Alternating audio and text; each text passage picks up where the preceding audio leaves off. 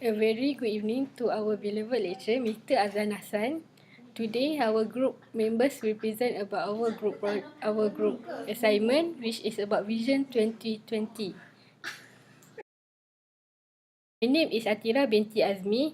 I will present about the introduction of Vision 2020. Vision 2020 is introduced by our Prime Minister Tun Dr. Mahathir Mohamad in 1990. And it was presented to the Malaysia Business Council in year 1991.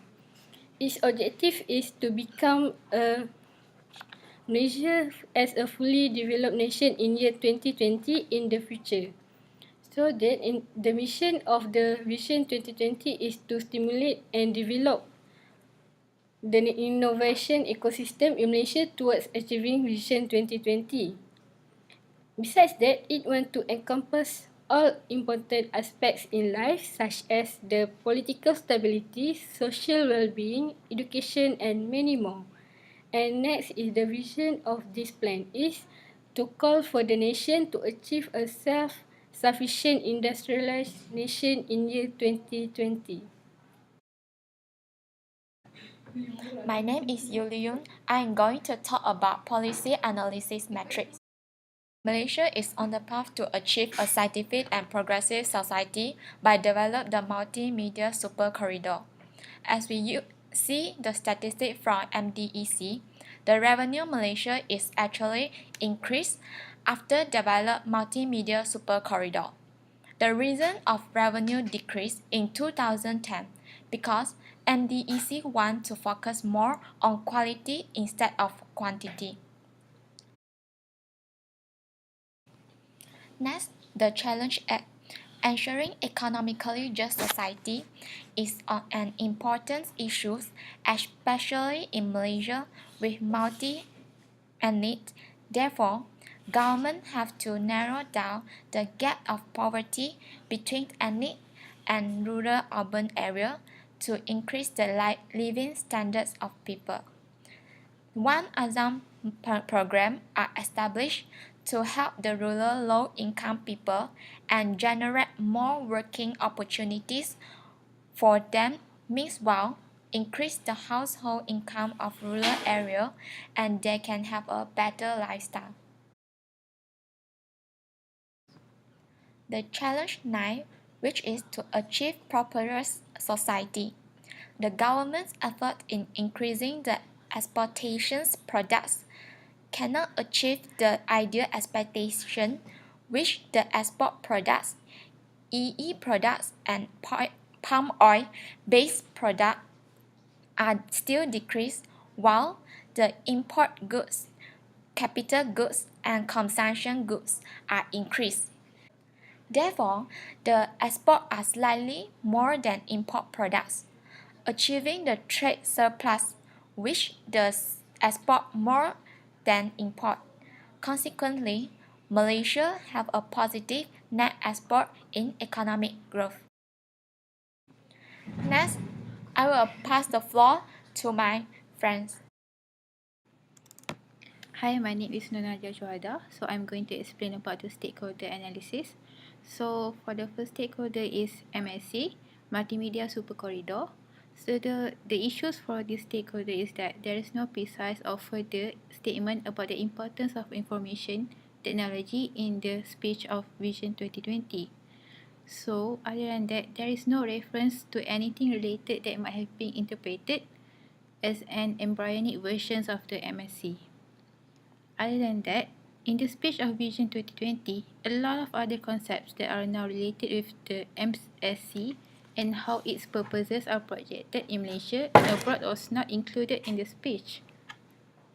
There is a lot of issues for this stakeholder, and another one is that MSC has no flagship relevant to the tertiary sector, and because of that, Malaysia cannot achieve Vision 2020 because Malaysian universities have not taken up ICT in innovative pedagogical methods. So for the second stakeholder is Ministry of Education, which in the area of government. In order to achieve Vision 2020, Ministry of Education need to ensure the quality of education to its society and stabilize the law and order. There are a number of differences were found for the education levels while identifying the challenges for Vision 2020. It is complicated to achieve Vision 2020 because we as a nation is a multiracial country where there are a lot of vernacular schools that separate each of the race in order to achieve unity. For the last stakeholder is the Malaysian citizen. Malaysian citizen is the most important role in order to achieve Vision 2020 because they are the one who make Malaysia as a developed country. In the questionnaire given for them to respond, mostly stated that it is hard to achieve Vision 2020 as it is complicated to establish a united Malaysian nation that are made up of one bangsa Malaysia. Other than that, they also stated that it is hard to establish a fully moral and ethical society in Malaysia. Thank you.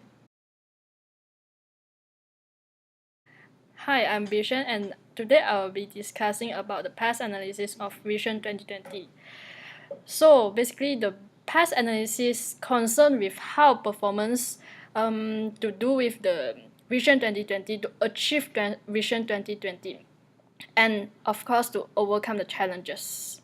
So the past analysis consists of 4 elements that are political, economic, social, and technological.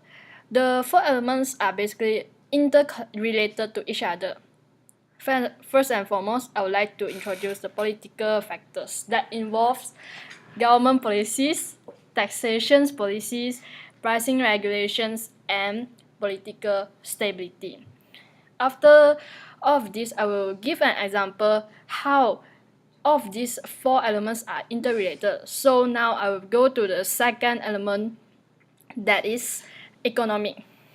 So the economics factors are economic trends and growth rates, inflation rates, interest rates, skill level of workforce, and wages and prices controls. Next is the social factor. The social factor basically affects the population growth, lifestyle trends, income distribution, ethnic and religious factors, and of course the attitudes towards health and work. Last but not least is the factor of technological. The technological affects by the government R&D funding, technology access, licensing, patents, speed of technology, information and communication, and the maturity of technology. So let me explain about how the 4 elements are interrelated that I've highlighted in the PowerPoint slide. Okay, so now I'll be discussing about the example of how the 4 elements are interrelated. Firstly, the political stability.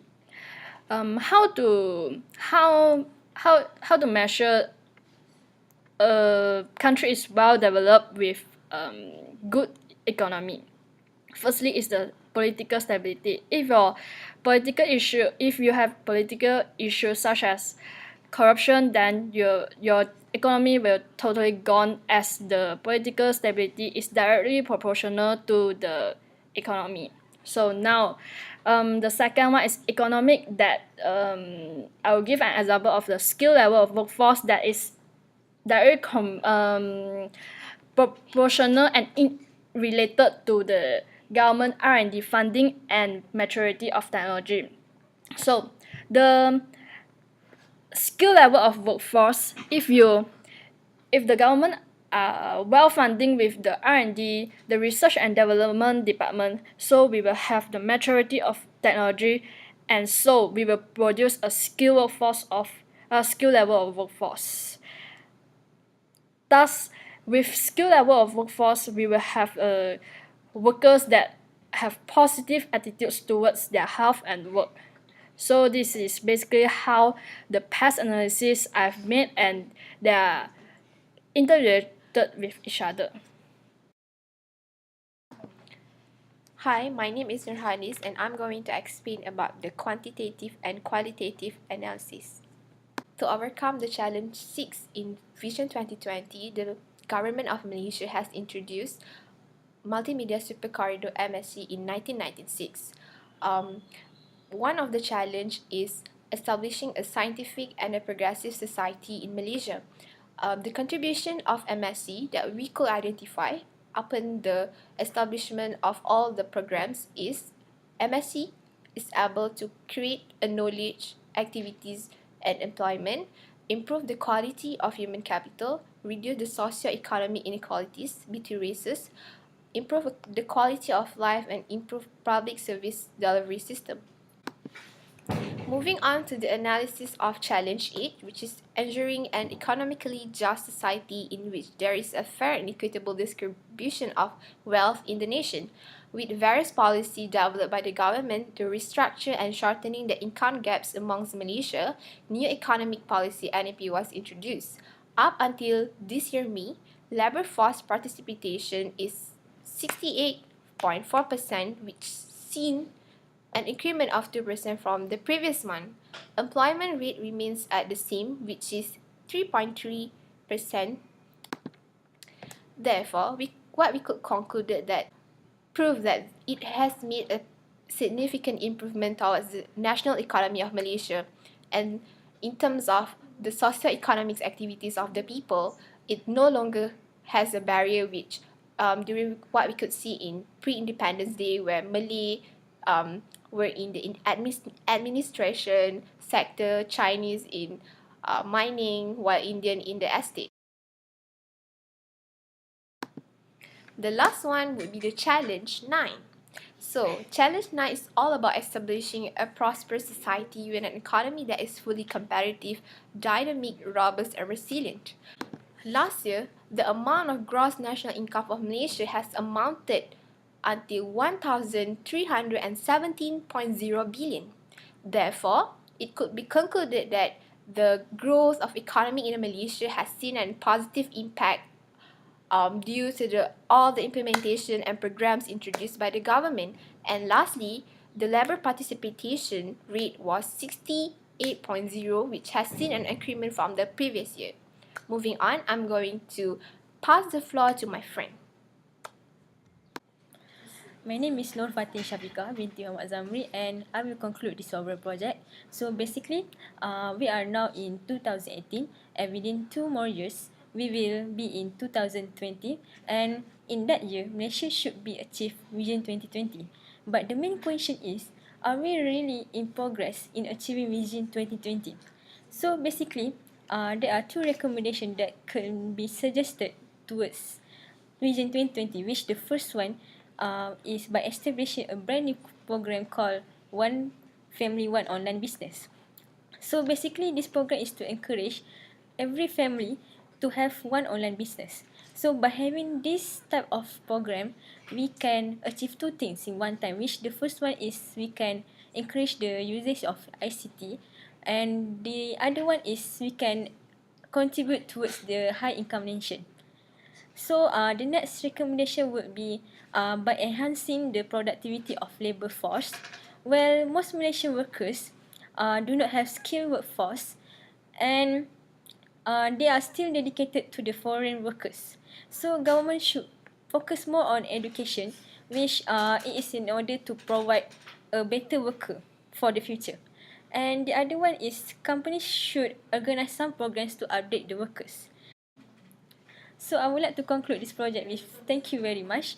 And to Mr. Azhan, we would like to thank you for all your efforts to teach us. And thank you very much. That's all from us. Thank you.